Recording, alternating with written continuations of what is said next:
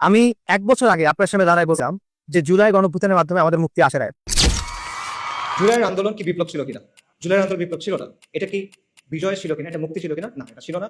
এটা সর্বোচ্চ একটা আংশিক বিজয় আমরা বলতে পারি, বাট এটা কোনো অর্থেই, কোনো সেন্সে এটা সামগ্রিক বিজয় হতে পারে না। সো আলটিমেটলি অনেক কথাবার্তা আমরা শুনবো, নয় রাজনৈতিক বন্দোবস্ত, তারপর সেকুলারিজম, ভালো সেকুলারিজম, লিবারাল ডেমোক্রেসি, বাট এগুলো আসলে আসবে না। কিছু সংস্কার হতে আসতে পারে, কিছু সংস্কার আসতে পারে। তখন এই কথাটা অনেকের কাছে খারাপ লাগছিল, অনেকে বিরোধিতা করছিল, কিন্তু এখন এই কথাটা সবার সামনে স্পষ্ট যে জুলাই গণঅভ্যুত্থানের মাধ্যমে আমাদের মুক্তি আসে নাই। আমরা সেই একই চক্রের মধ্যে পড়ে গেছি আবার।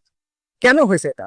কারণটা হলো আমরা মুক্তির ভুল সংজ্ঞা নিচ্ছি, আমরা ভুল জায়গায় মুক্তি খুঁজতেছি, আমরা মুক্তির সংজ্ঞা নিচ্ছি পশ্চিমের কাছ থেকে। এই জন্য কখনো আমরা মুক্ত তো হইতেই পারতেছি না, কখনো আমরা ভারতের গোলামি করতেছি, কখনো আমরা আমেরিকার গোলামি করতেছি। মুক্তির সংজ্ঞা আল্লাহ আযজা ওয়া জাল্লা আপনাকে কুরআনে বলছে, আল্লাহু ওয়ালিয়ুল্লাযিনা আমানু ইখরিজুহুম মিনাজ যুলুমাতি ইলান নূর। আল্লাহ হলেন মুমিনদের ওয়ালি, তিনি মুমিনদেরকে অন্ধকার থেকে বের করে আলোর দিকে আনেন। আর কাফেরদের ওয়ালি হলো তাগুত, যে তাদেরকে আলো থেকে অন্ধকারের দিকে নিয়ে যায়। উলাইকা আসহাবুন নার হুম ফিহা খালিদুন। আপনি মুক্তির সংজ্ঞা নিছেন তাগুতের কাছ থেকে, আপনি তাগুতের অনুসরণ করছেন, এবং তাগুত আপনাকে অন্ধকার থেকে আরো অন্ধকারের দিকে নিয়ে যাচ্ছে। মুক্তির মানে কি? মুক্তির মানে হলো আপনি আল্লাহ সন্তুষ্টি অর্জন করবেন, আপনি আখিরাতে নাজাত পাবেন, এবং দুনিয়াতে আপনি ওই জিনিসটা বাস্তবায়ন করবেন যেটা আল্লাহ বাস্তবায়ন করাইতে চান। বুঝছেন? সাহাবী রবি ইবনে আমর রাদিয়াল্লাহু আনহু, উনি পারস্যের সেনাপতি রুস্তমের কাছে কি বলছেন? এই কথাই তো বলছেন। তাকে প্রশ্ন করা হয়েছে, তোমরা এখানে কেন আসছো? তিনি বলছেন, আমাদেরকে আল্লাহ পাঠাইছেন। কেন? মানুষকে মাখলুকের গোলামি থেকে বের করে খালেকের গোলামির দিকে নিয়ে যাওয়ার জন্য, মানুষকে দুনিয়ার সংকীর্ণতা থেকে মুক্ত করে দুনিয়া এবং আখিরাতের প্রশস্ততার দিকে নিয়ে যাওয়ার জন্য। আল্লাহ আমাদেরকে পাঠাইছেন মানুষকে ধর্মের অন্যায় এবং অবিচার থেকে বের করে ইসলামের আদরের দিকে নিয়ে যাওয়ার জন্য। এটাই তো মুক্তি, এটাই তো আযাদু। কিন্তু আপনি সেটা চাচ্ছেন না, আপনি খুঁজতেছেন কোন জায়গায়? আপনি খুঁজতেছেন পশ্চিমা মতবাদের মধ্যে। এবং আমরা আরেকটা সমস্যা করছি, যেটা আমরা ইমিডিয়েট সলিউশনের দিকে চালাচ্ছি, আমরা তাৎক্ষণিক অর্জনের দিকে তাকাচ্ছি। আমরা মনে করতেছি আইয়ুব খানের পতন হলেই হবে, আমরা মনে করছি ইয়াহিয়ার জুলুম শেষ হলেই হবে, আমরা মনে করছি এরশাদের পতন হলেই হবে, আমরা মনে করছি হাসিনার পতন হলেই মনে হবে। হয়েছে তো পতন, কিছু হয় নাই। কারণ আপনি বারবার ব্যক্তি পরিবর্তন করতেছেন। আপনার সমস্যাটা ব্যক্তি নিয়ে না, ব্যক্তি একটা সমস্যা অবশ্যই, কিন্তু সমস্যার গোড়া কোথায়? ব্যবস্থায়। আপনার ব্যবস্থা পরিবর্তন করতে হবে। যতক্ষণ পর্যন্ত আপনি ব্যবস্থা নিয়ে পরিবর্তন করতে না পারতেছেন, ততক্ষণ পর্যন্ত আপনার সমস্যার সমাধান হবে না। কিন্তু এটা আমরা করতেছি না, এবং আমরা ভুল জায়গায় সমাধান খুঁজতেছি। ইমাম গাজ্জালির একটা কথা আছে, সেটা হলো সমাজের ভিত্তি হলো দিন, আর সমাজের অভিভাবক হলো শাসন। কিন্তু আপনি পুরো আলোচনাটা করতেছেন কি নিয়ে? শাসক পরিবর্তন করা নিয়ে এবং সুশাসন নিয়ে। কিন্তু আপনার সমাজের ভিত্তি কি হবে? আপনার শাসনের ভিত্তি কি হবে? সেটা নিয়ে আপনি আলোচনা করতেছেন না। আপনার সমাজের ভিত্তি কোন দিন হবে বলেন? বাঙালি জাতীয়তাবাদ, বাংলাদেশ বা গত 50 বছর 70 বছর এগুলো আপনাকে কি দিছে বলো? কিছু দিতে পারে না। আপনার সমাজের ভিত্তি কি হবে? শাসনের ভিত্তি কি হবে? নয়া রাজনৈতিক বন্দোবস্ত, লিবারালিজম, লালনবাদ, এগুলো। এরা গত 1 বছরে এত মানুষের কুরবানি পড়ে যে গণঅভ্যুত্থান আসছে, সেটার যে অর্জন, এটাকে একটা বছর ধরে রাখতে পারে না।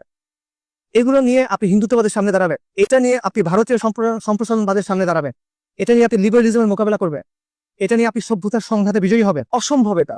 যদি এইসব লোক আর আদর্শ নিয়ে আপনি সভ্যতার সংঘাতে হাজির হন, আপনার অস্তিত্বই থাকবে না। এবং এই দিকে আমরা আগায় যাচ্ছি।